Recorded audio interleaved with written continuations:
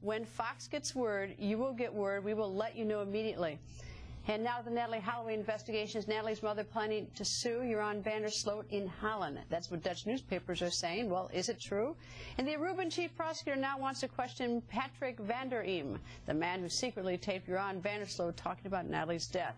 Van der Eem says he has nothing to hide and that the prosecutor just has to call him. Joining us live in New York is John Q. Kelly, the lawyer for Natalee's parents. John, what's the story in this civil suit in Holland? We've gotten lots of calls about it. Well, I've seen a couple articles too, Greta. The lawyer who's been quoted is not someone that Beth ever contacted. It's not someone she's ever spoken to, nor have I. But, you know, I guess it's someone who's willing to put forward some suggestions, and we'll always listen to those. Well, if what I understand from the news articles to be correct is what he intends to do is sue him in Holland, is that right? There's been no discussion of that, Greta. This is not some lawyer that... So is he making it up? Well, I think it's just someone who offered to come forward and make suggestions, offer some help if we wanted it, you know, and that's fine, Greta. But, yeah, I think it's not accurate. All right. Does this come through Peter de Vries, the Dutch television guy at all? Greta, it hasn't come from Beth. It hasn't come from myself. We'll just leave it at that. It's, you know, you'd have to... That's a dodge if ever I heard one. I spent my whole life dodging you, You're not Greta. that That's stupid.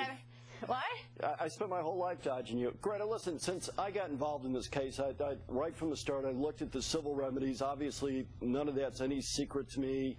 Beth and Dave are very comfortable with the lawyer they have, very confident in that. And, you know, we know the civil remedies available to Aruba.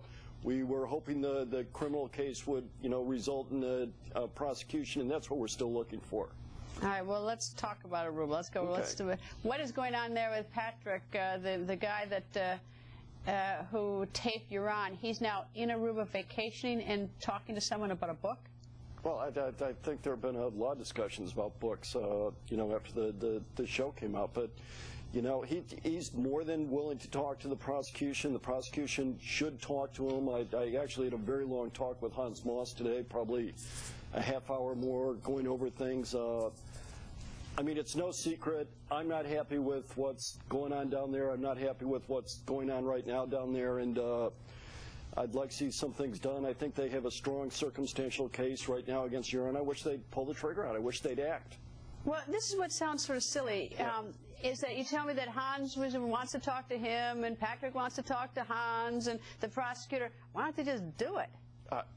I mean, this has been going on for, it's like, just do it. I mean, you tell me they both want to talk to each other. The taper wants to talk to the prosecutor, and the prosecutor wants to talk to the taper, but it hasn't happened. It hasn't happened yet. Is Hans Moss back from his vacation in Holland? They're on their own watch down there, Greta. They move at their own pace, and as I said, it gets me agitated just talking about it. But you know, looking at what they have right now, you've got a young man who walks into a bar. He pays for a drink. He handles it himself. He hands it to Natalee. She drinks it. She leaves with him.